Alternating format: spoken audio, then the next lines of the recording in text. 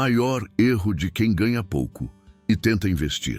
Se você ganha pouco, já tentou investir e mesmo assim sente que continua no mesmo lugar, isso não é coincidência. Existe um desconforto que quase ninguém verbaliza, mas muita gente carrega. Você estuda, se esforça, ouve falar de investimento, renda extra, liberdade financeira, e ainda assim o dinheiro parece nunca obedecer. O problema não é falta de vontade. O problema é tentar construir futuro enquanto ainda está preso no modo sobrevivência. E isso gera uma frustração profunda, porque parece que até quando você faz a coisa certa, nada muda. Talvez você já tenha pensado que o erro está em você, que falta disciplina, inteligência ou coragem. Talvez já tenha se comparado com pessoas que ganham mais e parecem avançar mais rápido, enquanto você luta para pagar contas, sair das dívidas e manter o básico funcionando. Essa comparação é cruel, porque ignora o peso de começar com pouco, de viver em um ambiente que cobra resultados imediatos e oferece pouquíssima margem para errar. Quem vive assim não erra pouco porque quer, erra pouco porque não pode errar. O investimento, que deveria ser uma ferramenta de construção, vira uma promessa silenciosa de salvação. A ideia de que, se der certo, você finalmente vai respirar. Só que quando essa promessa não se cumpre, o impacto não é só financeiro, é emocional. Surge a sensação de estar sempre atrasado, sempre tentando alcançar algo que parece se afastar. E quanto mais essa sensação cresce, mais difícil fica pensar com clareza. A mente entra em modo urgência, e urgência é o pior lugar para tomar decisões financeiras. Este vídeo não é sobre onde investir, nem sobre fórmulas rápidas para enriquecer. É sobre entender por que investir, do jeito que a maioria das pessoas que ganha pouco investe, quase nunca funciona. É sobre questionar uma lógica que foi vendida como universal, mas que não respeita a realidade de quem vive com renda curta, dívidas, pressão familiar e pouco espaço para erro. Aqui, a proposta é simples e profunda ao mesmo tempo. Antes de buscar crescimento, é preciso entender o problema real. Antes de correr, é preciso saber se o caminho está certo. A partir daqui, a conversa muda de tom. Sai o discurso motivacional vazio e entra a análise honesta. Porque quando você entende a raiz do problema, para de se culpar e começa a se posicionar. E esse é o primeiro passo para qualquer transformação financeira de verdade. O próximo ponto vai deixar claro por que quem ganha pouco não está falhando por falta de esforço, mas por estar preso em uma estrutura que quase ninguém explica. Quem ganha pouco não erra por falta de esforço. Essa é uma verdade que precisa ser dita com todas as letras, porque durante muito tempo foi mais fácil culpar o indivíduo do que explicar o sistema em que ele está inserido. A maioria das pessoas que vive com renda curta trabalha muito mais do que gostaria, assume responsabilidade cedo, carrega pesos que não aparecem em planilhas e ainda assim sente que está sempre correndo atrás. Não é falta de disciplina, é excesso de sobrevivência. Viver ganhando pouco significa viver tomando decisões sob pressão constante. Pressão para pagar contas, ajudar a família, resolver imprevistos, manter o básico funcionando. Quando a renda é curta, cada escolha carrega um risco maior. Errar custa caro. Um atraso gera juros. Um gasto fora do planejado vira dívida. Uma decisão mal pensada pode comprometer meses de esforço. Esse cenário molda a mente. Ele ensina a reagir, não a planejar. E ninguém constrói liberdade financeira apenas reagindo. Existe também o ambiente. Pouca gente fala disso, mas o ambiente pesa. Um ambiente onde quase todo mundo está endividado, cansado, desacreditado. Onde falar de planejamento financeiro soa como luxo. Onde tentar investir parece ousadia. onde a urgência domina as conversas e o curto prazo vira regra. Nesse contexto, manter clareza é um desafio diário. A mente se adapta ao que vê. E quando tudo ao redor reforça a lógica da escassez, pensar no longo prazo exige um esforço emocional enorme. As dívidas entram como um ruído permanente. Mesmo quando você não está pensando nelas, elas estão lá, no fundo da mente, influenciando decisões. A pessoa até tenta investir, mas carrega junto a culpa de dever, o medo de faltar, a ansiedade de não dar conta. Isso afeta o julgamento, afeta a paciência, afeta a capacidade de esperar. E investir exige exatamente o oposto. Exige calma, constância e visão de processo. Sem isso, qualquer oscilação vira sinal de perigo. Outro ponto pouco discutido é a falta de margem. Quem ganha pouco quase nunca tem espaço para experimentar. Não pode errar pequeno para aprender grande. Quando tenta copiar estratégias de quem tem renda maior, ignora essa diferença fundamental. Para quem tem margem, errar faz parte do caminho. Para quem não tem, errar vira trauma, e trauma gera bloqueio. Depois de algumas tentativas frustradas, a pessoa começa a desacreditar não só do investimento, mas de si mesma. A educação financeira tradicional raramente considera isso. Ela fala de números, mas ignora emoções. Fala de disciplina, mas não fala de exaustão. Fala de metas, mas não fala de medo. Quando alguém que ganha pouco falha, seguindo essas orientações genéricas, a conclusão costuma ser cruel. Acha que não nasceu para isso, que investir não é para gente como ela. Essa conclusão é falsa, mas compreensível. Ela nasce da ausência de um método que respeite a realidade. Entender isso muda tudo, porque tira o peso da culpa e coloca o foco no ajuste de estratégia. Não é sobre fazer mais força. É sobre fazer diferente. Não é sobre trabalhar mais horas. É sobre organizar melhor a energia, o dinheiro e as decisões. Quem ganha pouco precisa de clareza, não de pressão. Precisa de ordem, não de promessas. Precisa de um caminho que comece onde ela está, não onde os outros estão. Quando você reconhece que o problema não é falta de esforço, mas excesso de sobrevivência, abre espaço para uma pergunta mais honesta. Se eu estou vivendo no limite, qual é a pior coisa que posso fazer com meu dinheiro agora? É aí que começamos a tocar no ponto central deste vídeo. O maior erro de quem ganha pouco e tenta investir não está na intenção, mas na forma. E entender isso é o que separa a frustração contínua de transformação possível. O maior erro de quem ganha pouco e tenta investir não está no desejo de melhorar de vida, está em usar o investimento como fuga do sufoco. Quando a renda é curta e as contas apertam, investir passa a carregar um peso que ele não deveria carregar. Deixa de ser uma ferramenta de construção e vira uma tentativa de alívio rápido. Uma esperança silenciosa de que algo externo resolva uma pressão interna. E isso muda completamente a forma como as decisões são tomadas. Quando o investimento nasce dessa urgência, ele já começa torto. Cada real investido carrega ansiedade demais. Cada variação vira ameaça. Cada promessa de retorno rápido soa como salvação. A mente não está pensando em estratégia, está pensando em escape. E investir a partir desse lugar quase sempre leva a escolhas ruins. Não porque a pessoa seja imprudente, mas porque está emocionalmente pressionada. A lógica fica enfraquecida quando a necessidade de sair do sufoco fala mais alto. Esse erro se agrava quando a pessoa tenta copiar estratégias de quem ganha mais. Quem tem renda maior investe com margem. Pode errar, ajustar, esperar. Quem ganha pouco não tem esse luxo. Quando copia o mesmo caminho, assume riscos desproporcionais. Investe sem reserva de emergência. Ignora dívidas, entra em produtos que não entende direito. Tudo para não ficar parado. A intenção é boa, mas o efeito é destrutivo.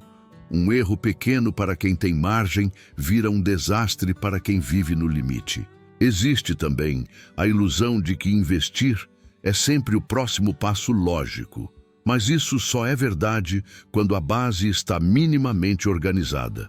Quando não está, o investimento não constrói, ele expõe fragilidades. Expõe a falta de controle financeiro, a ausência de planejamento, a instabilidade emocional e, em vez de trazer segurança, aumenta o estresse. A pessoa começa a acompanhar gráficos com medo, não com estratégia. E medo nunca foi bom conselheiro financeiro. A mentalidade de pobreza não está apenas em ganhar pouco, está em agir sob escassez constante. É a sensação de que o tempo está acabando, de que é preciso acertar agora, de que não há espaço para errar. Essa mentalidade transforma o investimento em aposta. E aposta não constrói liberdade financeira. Aposta cria picos de esperança e vales de frustração. Cada tentativa frustrada reforça a crença de que investir não funciona para gente comum. O mais cruel desse erro é que ele se disfarça de atitude. A pessoa sente que está fazendo algo pelo futuro, quando na verdade está apenas reagindo ao presente. Não há planejamento, há impulso. Não há visão de longo prazo, há urgência. E enquanto essa lógica não for questionada, o ciclo se repete. Investe, se frustra, desacredita, volta a tentar de forma ainda mais ansiosa. O problema não é insistir sem corrigir a raiz. Entender que investir não pode ser fuga é libertador, porque tira o peso do investimento e devolve a ele sua função real. Construir aos poucos algo sólido. Mas para isso, é preciso reconhecer que antes de investir dinheiro, é necessário investir em ordem. Ordem mental, ordem financeira, ordem de prioridades. Sem isso, o investimento vira mais uma fonte de sofrimento, quando deveria ser uma ferramenta de crescimento. Quando esse erro fica claro, surge uma pergunta inevitável. Se investir como fuga não funciona, o que a pessoa que ganha pouco deveria fazer primeiro? É aqui que entra o próximo ponto, talvez o mais difícil de aceitar. A pressa, tão comum em quem vive no limite, é justamente o que mais atrapalha quem mais precisa acertar. A pressa é compreensível, mas ela é uma armadilha perigosa para quem ganha pouco. Quando a vida inteira foi vivida no aperto, a vontade de acelerar é quase automática. A pessoa sente que precisa recuperar o tempo perdido, compensar escolhas erradas, sair logo daquela sensação de sufoco. Só que essa pressa não acelera o caminho, ela distorce o julgamento. E quando o julgamento falha, as decisões financeiras começam a trabalhar contra você. Uma das ações mais comuns é investir sem ter resolvido o básico, sem controle financeiro claro, sem saber exatamente para onde o dinheiro está indo, sem ter criado um mínimo de previsibilidade. A pessoa pula etapas porque acredita que organização é perda de tempo, quando na verdade é proteção. Sem essa base, qualquer investimento vira um peso extra. Não traz segurança, traz mais uma coisa para se preocupar. O dinheiro fica espalhado, a mente fica confusa, e a sensação de descontrole aumenta. Outra ação errada nasce do mesmo lugar da pressa. Ignorar dívidas, acreditando que investir vai resolver tudo depois. Isso cria uma contradição interna. De um lado, juros correndo contra você. Do outro, investimentos tentando correr a favor. No meio, ansiedade. Essa disputa quase sempre termina com desgaste emocional e financeiro. A pessoa se sente culpada por investir enquanto deve, mas também se sente culpada por não investir. Fica travada. E travamento é o oposto de progresso. Buscar renda extra sem organização também entra nesse pacote. A ideia parece boa, e muitas vezes é. Mas quando vem sem planejamento, vira sobrecarga. Mais trabalho, mais cansaço, mais dinheiro entrando sem direção clara. Sem prioridades definidas, a renda extra não constrói, apenas sustenta o caos por mais tempo. A pessoa trabalha mais, mas continua sem clareza. E sem clareza, qualquer ganho se perde. A pressa também empurra para riscos altos, investimentos complexos, promessas de retorno rápido, decisões baseadas em histórias de sucesso isoladas. Tudo isso seduz quem sente que não pode errar, mas paradoxalmente aumenta a chance de errar feio. Quem ganha pouco não precisa de adrenalina financeira, precisa de previsibilidade. Precisa dormir tranquilo, sabendo que um erro não vai destruir meses de esforço. Essas ações erradas têm algo em comum. Elas não são tomadas por falta de inteligência, mas por excesso de urgência. A mente está tão focada em sair da situação atual que não consegue enxergar o custo das decisões. É como tentar atravessar um rio correndo, sem olhar a profundidade. Pode até dar certo uma vez, mas a probabilidade de queda é enorme, e cada queda reforça a sensação de incapacidade. Aos poucos, a pressa começa a corroer a confiança. A pessoa tenta, se frustra, tenta de novo com mais desespero, e o ciclo se fecha. O dinheiro vira fonte constante de tensão. O planejamento financeiro parece algo distante, quase inalcançável. A ideia de liberdade financeira soa como discurso para outros, não para ela. E tudo isso começa a partir de ações que pareciam corretas, mas estavam desconectadas da realidade. Entender que a pressa sabota quem mais precisa acertar é um choque necessário, porque abre espaço para uma mudança profunda. Se correr não está funcionando, talvez o caminho seja outro. Talvez seja a hora de desacelerar para reorganizar. Não para desistir, mas para construir algo que dure. Essa percepção prepara o terreno para a virada mais importante de todas. Aquela que muda a relação com o dinheiro e com o tempo. É isso que vamos explorar a seguir. A virada de consciência acontece quando você entende que o dinheiro responde à ordem, não à pressa. Essa ideia parece simples, mas ela confronta tudo o que quem ganha pouco aprendeu na prática. A sobrevivência ensina a correr, a resolver o agora, a apagar incêndios. Só que liberdade financeira não nasce desse lugar. Ela nasce quando você para de reagir e começa a organizar. E organizar não é fazer planilha bonita, é colocar cada coisa no seu tempo certo. Quem ganha pouco não precisa acelerar mais, precisa errar menos. Isso muda completamente o jogo. Em vez de tentar dar grandes saltos, o foco passa a ser construir um chão firme. Controle financeiro deixa de ser obrigação chata e vira instrumento de proteção. Saber exatamente quanto entra, quanto sai e por que devolve algo que a pobreza costuma roubar primeiro. A sensação de controle. Sem controle, não existe planejamento. Sem planejamento, qualquer esforço vira tentativa. Essa virada também exige responsabilidade pessoal, mas não aquela responsabilidade pesada e culposa. É uma responsabilidade lúcida. Olhar para a própria realidade sem fantasia e sem autopunição. Reconhecer limites não como sentença, mas como ponto de partida. Descartes falava da importância de ordenar os pensamentos do mais simples ao mais complexo. No dinheiro, funciona do mesmo jeito.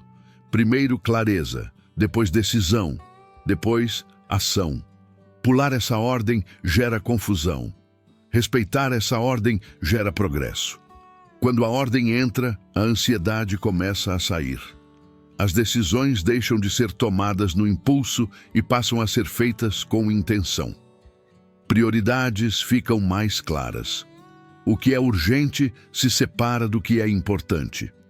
Gastos deixam de ser automáticos. Hábitos começam a ser questionados. Pequenos ajustes, repetidos com constância, criam um efeito que a pressa nunca cria.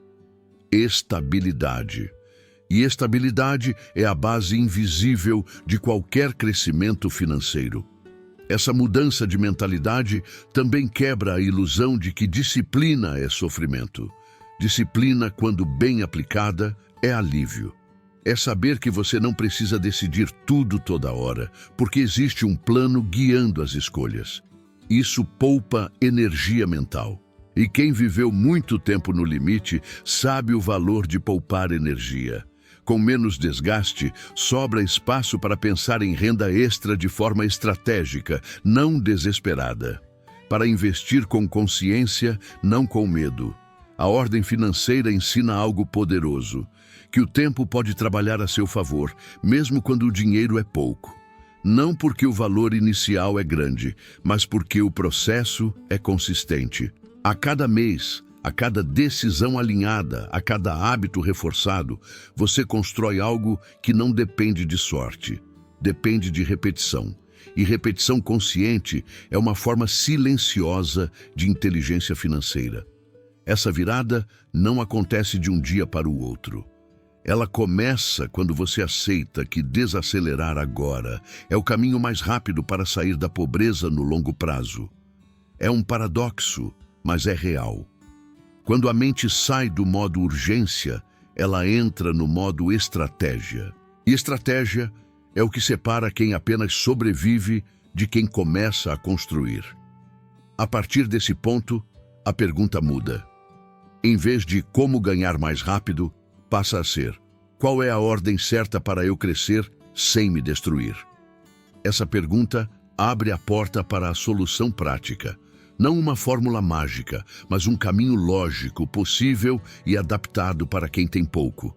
É exatamente isso que precisamos organizar no próximo passo. A solução real começa quando você aceita que investir não é o primeiro passo, é uma consequência. Para quem ganha pouco, o caminho precisa seguir uma lógica quase matemática, simples e honesta. Primeiro vem o controle financeiro. Não aquele controle rígido que sufoca, mas a clareza mínima que permite saber onde você está pisando. Entender quanto entra, quanto sai e quais gastos são inegociáveis não é burocracia, é sobrevivência inteligente. Sem isso, qualquer decisão vira chute. Com o controle em mãos, o próximo movimento natural é lidar com as dívidas. Não por moralismo, mas por estratégia. Dívida consome futuro antes mesmo de ele existir. Juros trabalham contra você todos os dias, silenciosamente. Enquanto eles estão ativos, qualquer investimento precisa vencer uma corrida desigual. Quitar ou ao menos organizar dívidas devolve algo essencial: previsibilidade. E previsibilidade reduz ansiedade. Quando a mente não está pressionada, ela decide melhor. Em seguida vem a reserva de emergência.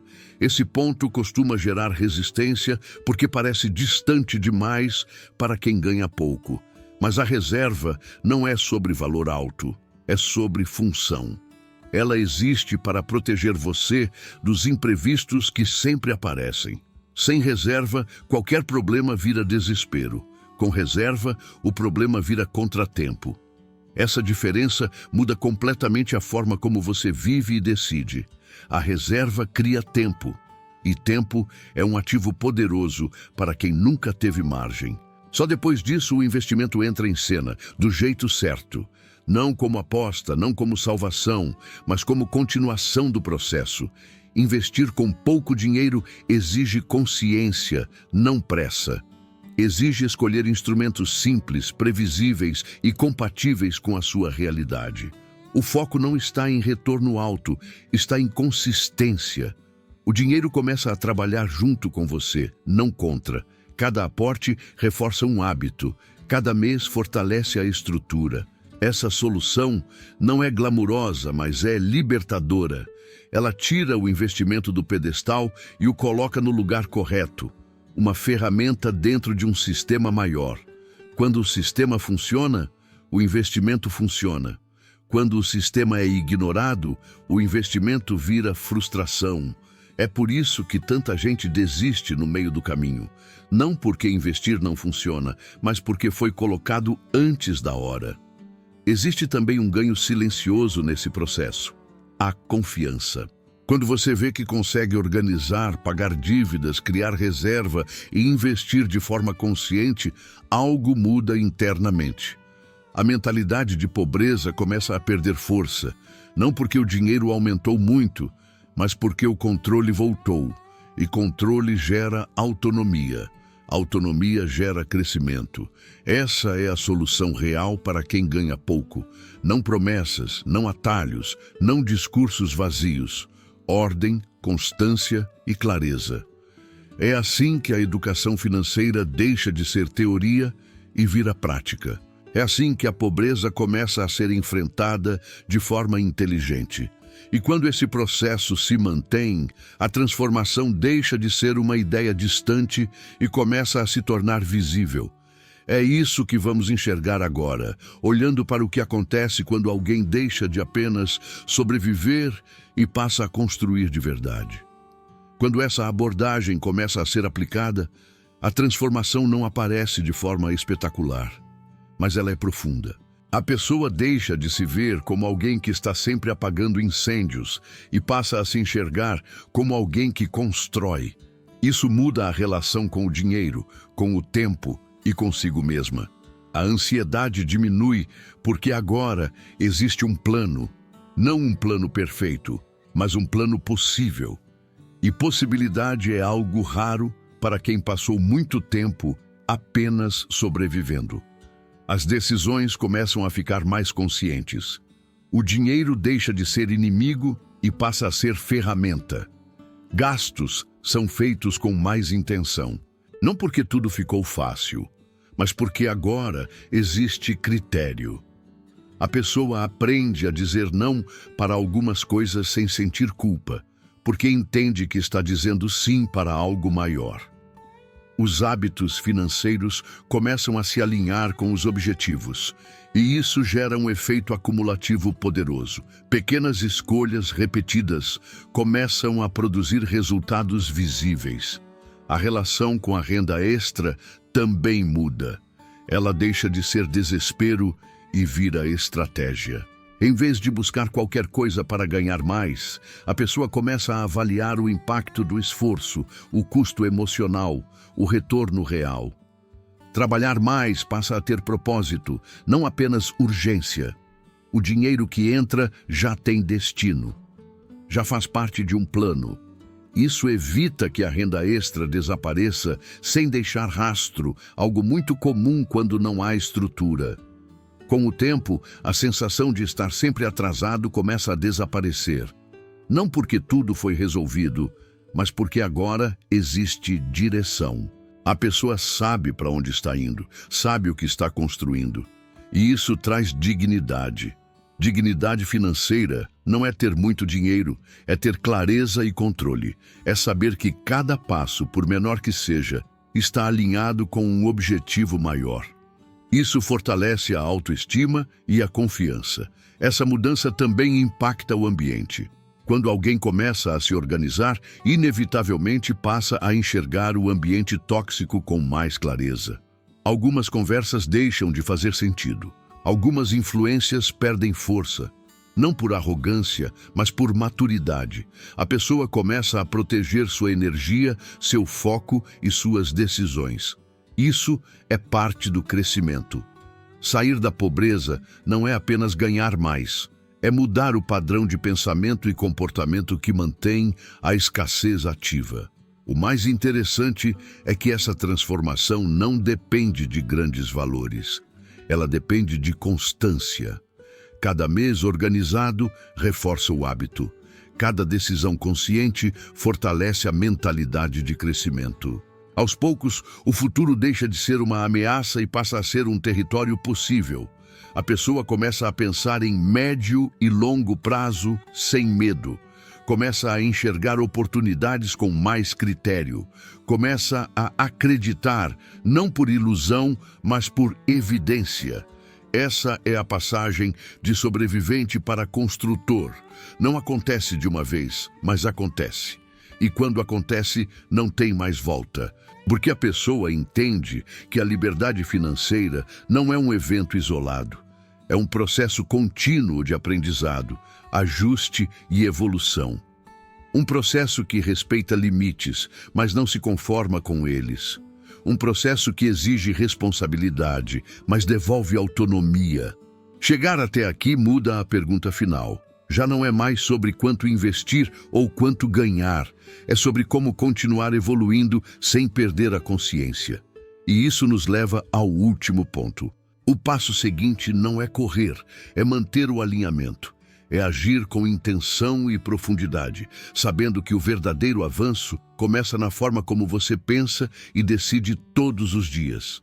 O próximo passo não começa com mais dinheiro, começa com mais consciência. Tudo o que foi dito até aqui só faz sentido se virar reflexão prática no seu dia a dia. Não aquela reflexão abstrata que inspira por alguns minutos e depois some, mas a reflexão que muda decisões pequenas, repetidas, quase invisíveis. Porque é nelas que a vida financeira realmente se transforma. A pobreza não se sustenta apenas pela falta de renda, ela se mantém pela repetição automática de escolhas feitas sem clareza. Se esse conteúdo fez sentido, não é por acaso.